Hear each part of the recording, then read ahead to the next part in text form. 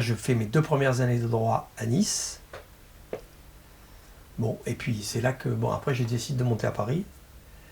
Alors là, les choses se sont un peu accélérées, quoi. Donc à Paris, moi, il fallait que je paye mes études, donc j'ai été éducateur dans un foyer porte de Clichy, le foyer des Épinettes, qui était tenu par un type assez connu, le père Jaouen. Et donc en parallèle, je travaillais avec les délinquants. Et là, on essayait dans le foyer d'impulser déjà des choses un peu différentes, etc. Mais on était beaucoup dans l'utopie. Et puis, je commençais à avoir des activités, comment ça s'appelait à l'époque, le mouvement de la jeunesse. On n'avait pas de contact, nous, petits militants de base, on n'avait pas du tout de contact avec les chefs de l'organisation, avec la gauche prolétarienne. Moi, mes contacts avec le mouvement de la jeunesse, c'était Frédéric Joignot, et je pense qu'Antoine de Godemar devait déjà en faire partie. Donc si tu veux, on recevait des consignes comme ça, on avait des réunions qui se passaient dans les amphithéâtres des facultés, donc on était convoqués, réunion de tel jour, venez habiller plutôt correctement, tu vois, pas, voilà, et puis on décidait d'une opération. On va aller casser, enfin je cite celle-là parce que je m'en souviens bien, on va aller casser les vitrines d'IBM rue de Réaumur pour protester contre la guerre du Vietnam. Parce que IBM, guerre du Vietnam, etc. Donc on arrivait, on avait rendez-vous dans un métro, on arrivait en courant, on cassait la vitrine et on partait en courant. Mais moi, à l'époque, j'avais aucun contact avec la direction de l'organisation. Le foyer des Épinettes, bon, on a tellement foutu la merde au foyer des Épinettes qu'il a failli par fermer. Moi, j'avais terminé mes études et là, la question s'est posée de qu'est-ce que je fais? En discutant donc avec la direction Mao, on dit bon ben voilà, il faut s'établir. Si je fais une petite parenthèse sur l'état d'esprit à l'époque, c'est vrai que on était quand même très convaincus qu'il fallait faire la révolution, et donc on était prêt à s'engager, à engager nos vies dans des directions qui, avec le recul, quand même paraissent un peu, comment dire, aventureuses, quoi. C'est-à-dire qu'en gros, quand on me dit il faut s'établir dans une usine, je dis ok, je vais m'établir dans une usine. Sans très bien savoir quelle était la réalité de ça, combien de temps ça allait durer. Donc je suis rentré chez Citroën, quai de Javel, qui était quand même la grosse boîte de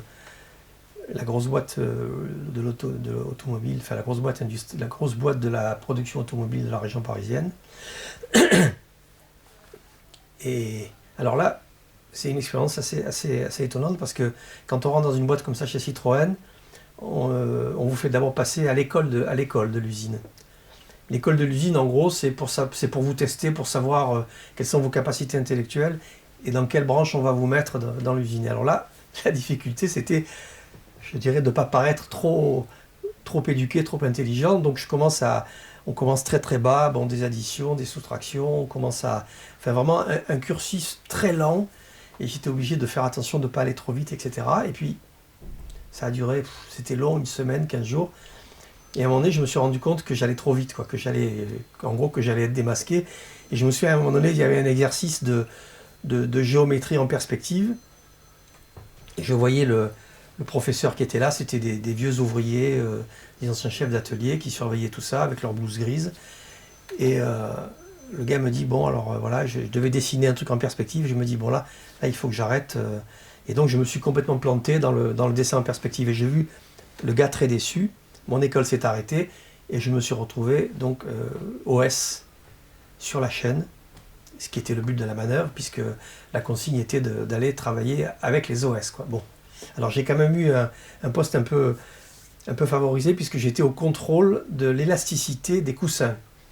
C'est-à-dire que l'usine recevait tous les jours, pour approvisionner la chaîne, les coussins pour les voitures, pour les sièges de voiture. Et donc mon rôle, c'était régulièrement de sortir un coussin de l'arrivée et de le passer sous une presse et de vérifier qu'il avait la bonne élasticité, quoi, voilà. Mais j'étais en contact avec la chaîne, donc c'est vrai que c'est une expérience c'est une expérience pour un intellectuel, enfin pour quelqu'un qui avait fait des études, c'était une expérience assez forte, quoi. De voir ce que c'était qu'une chaîne de fabrication. Les OS étaient beaucoup des immigrés. Alors la consigne au début, c'était de faire profil bas. Donc je ne peux pas dire que dans les 3 mois que j'ai passé dans cette usine, j'ai eu beaucoup de contact avec les ouvriers.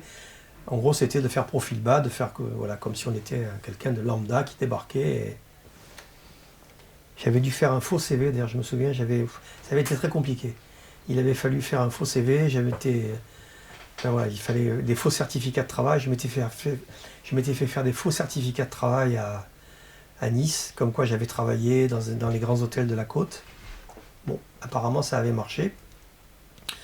Comment ça s'est terminé? Bêtement d'ailleurs, il se trouve que je venais en voiture, que j'avais une vieille 2 chevaux, je venais quand même en voiture, mais je garais ma voiture de l'autre côté de la Seine, et un jour, en reprenant ma voiture, je me rends compte que la boîte à gants a été ouverte, enfin que le passe, là où on mettait les papiers avait été ouvert, et je me rends compte surtout que dans cette boîte à gants, j'avais laissé ma carte d'étudiant, puisque j'étais un étudiant avant, et que donc, un jour, je me suis rendu compte que j'étais découvert. Donc on s'est réunis avec les Mao qui dirigeaient ça de l'extérieur.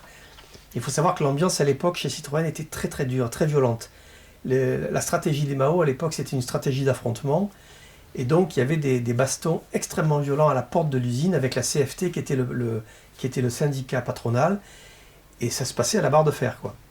Donc les Mao qui dirigeaient l'usine, enfin les Mao de porte, comme on disait, qui dirigeaient l'usine de l'extérieur, on dit c'est trop dangereux, comme tu es découvert, voilà, il faut que tu quittes l'usine. Donc au bout de 3 mois, mon expérience de Mao s'est arrêtée, mon expérience d'établi s'est arrêtée. Et donc après cette expérience chez Citroën, la question s'est posée de qu'est-ce que je fais? Donc j'étais toujours là au service de l'organisation. Qu'est-ce que je fais? Et il se trouve qu'à l'époque avait été créée l'agence de presse Libération et qu'ils cherchaient ils avaient besoin de militants. Donc on m'a dit, tu vas aller à l'agence de presse de Libération. Et pour moi, ça a été ça a été ma découverte du journalisme en fait. Et c'est marrant de voir comment le hasard de ce militantisme a fait que toute ma carrière ensuite a été une carrière dans le journalisme et dans les médias, quoi. Quand je rentre à l'agence de presse Libération, alors l'agence de presse Libération, c'était le front de l'information. La gauche prolétarienne était organisée en plusieurs fronts. Il y avait le front, alors je ne me souviens plus très bien des termes, il y avait le front des usines, les comités de lutte, avec le comité de lutte Renault qui était bien sûr le plus prestigieux. Il y avait le front il y avait le front des mal logés, il y avait le secours rouge bien sûr. Le secours rouge c'était les mal logés, c'était les prisons, etc. Et puis il y avait le front de l'information. Et le front de l'information c'était donc c'était Jean-Claude Vernier, donc qui était un ancien centralien, qui lui était à la direction Mao, et qui avait cette idée de créer, il a eu l'idée de créer l'agence de presse Libération. C'était, comment dire, c'était ce que les Mao appelaient le front démocratique. C'est-à-dire qu'il y avait le front ouvrier pur et dur, et puis il y avait le front démocratique, ça consistait à dire on va travailler avec des démocrates. Bon. Et parmi ce front démocratique, il y avait les journalistes. Et tout ça c'était l'idée un peu assez géniale de Jean-Claude Vernier. Et le front des journalistes, ça pouvait aller jusqu'à soutenir la grève de Paris Jour. Bon, Paris Jour, c'était pas un journal prolétarien, c'était pas un journal de gauche, mais c'était de dire on va soutenir les journalistes en lutte. Et c'est de cette idée-là qu'est née l'agence de presse Libération. Alors l'agence de presse Libération, c'était 2 choses. C'était à la fois créer un bulletin quotidien des luttes ouvrières, des luttes sur tous les fronts, bulletin quotidien qui était livré tous les jours à tous les journaux. Et puis c'était aussi de travailler avec les journalistes démocrates entre guillemets pour... alors ce travail avec les journalistes, il était intéressant parce que c'est toute la matrice de Libération. Ça consistait à dire aux journalistes, à l'époque les journalistes, par rapport aux usines, par rapport à tout ça, ils allaient voir ils avaient des relations avec les directions des communications des usines, etc. Ils n'allaient pas voir les ouvriers. Et je me souviens par exemple, il y avait un journaliste du Monde qui n'avait jamais mis les pieds dans une usine, et c'était nous qui l'avions fait rentrer dans une usine, qui l'avions mis en contact avec des ouvriers. Donc cette idée de l'agence de presse Libération, c'était ça. À la fois, on faisait un bulletin quotidien avec des correspondants partout. Alors les correspondants dans les usines, sur tout ce qu'on appelait les fronts de lutte.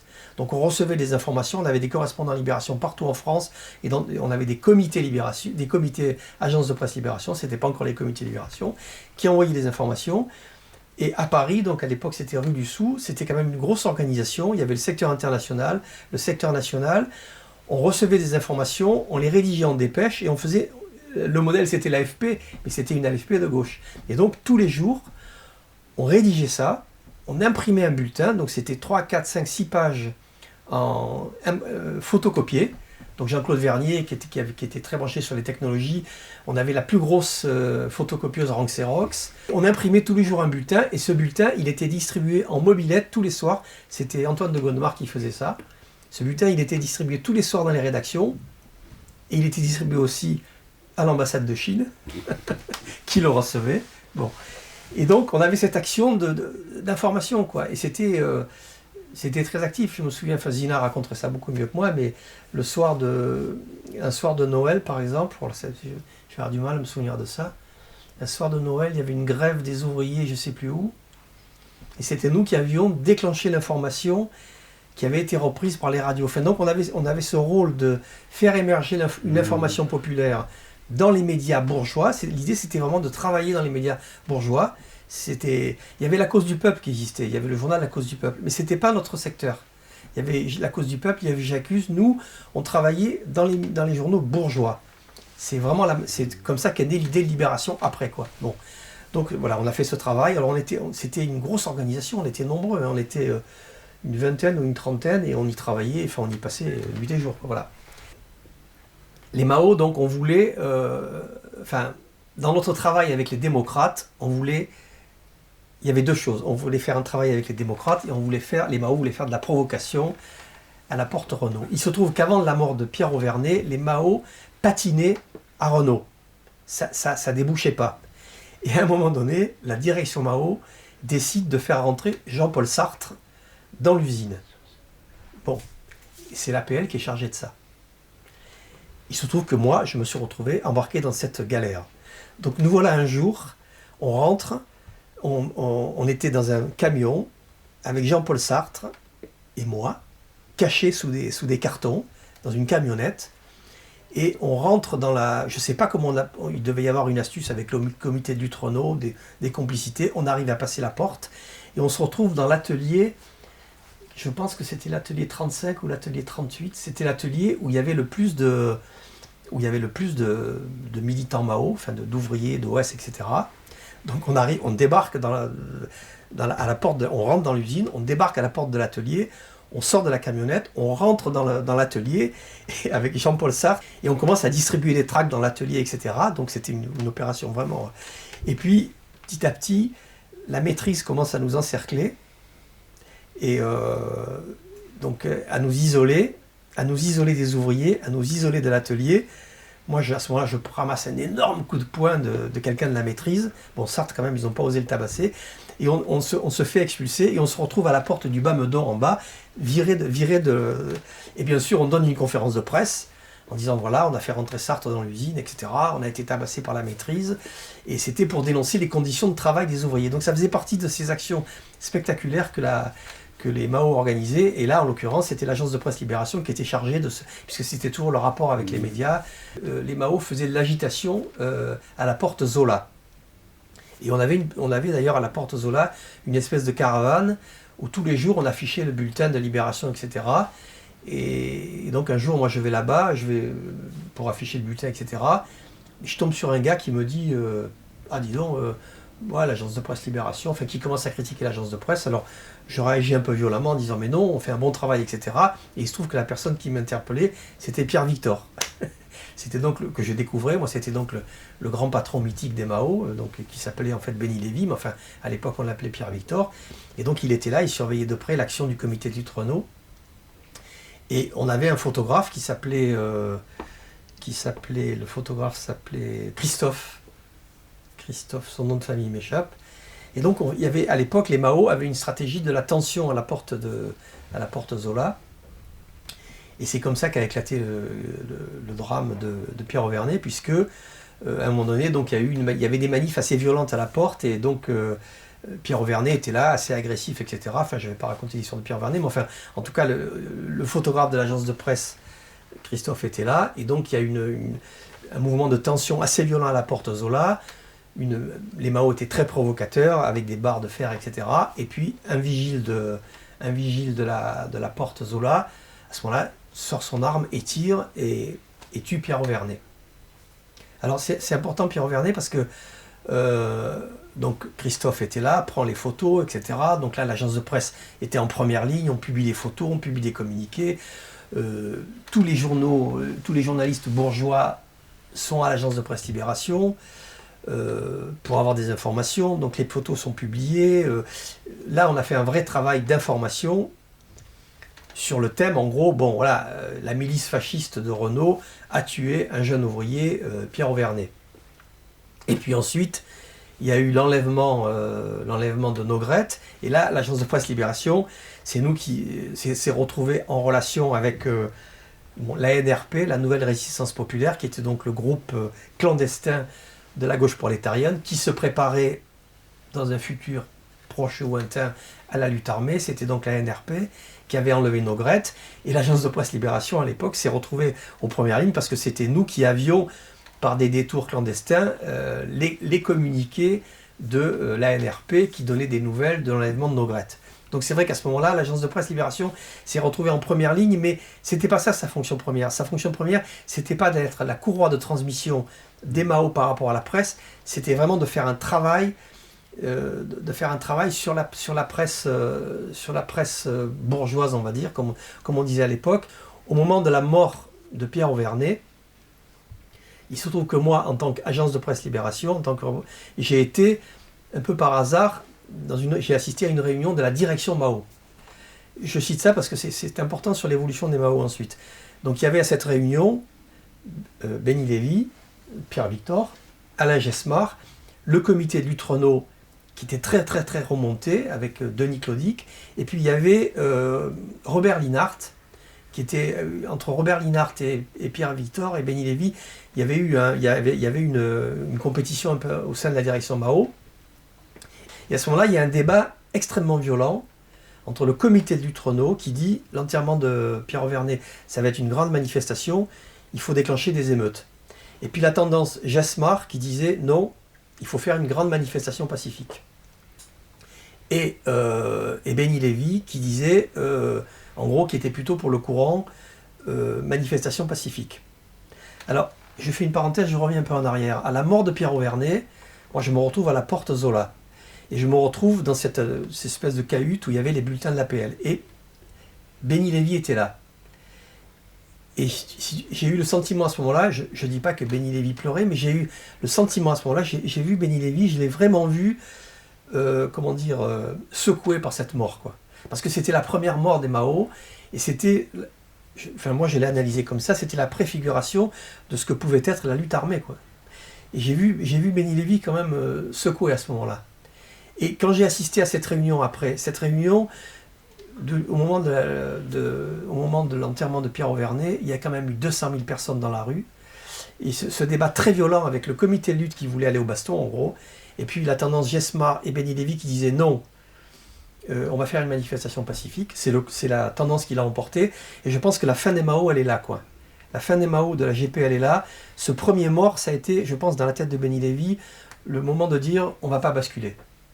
Et c'est ensuite ce qui a entraîné la dissolution de la gauche prolétarienne, ce qui a entraîné tout le fait que, en gros, ça a entraîné la dissolution des Mao. Je pense que la dissolution des Mao, qui est intervenue en 73, assez vite après, elle date de la mort de Pierre Auvernais. Je pense que dans la tête de Benny Lévy, moi, le hasard fait que j'ai vu Benny Lévy au moment de la mort de Pierre Auvernais, et que le hasard fait que j'ai assisté à cette réunion de l'enterrement où on dit on va au baston, en gros on fait l'émeute dans Paris, ou bien on fait une manif pacifique, et c'est la manif pacifique qui l'a emporté, 200 000 personnes dans les rues de Paris, c'était énorme quand même.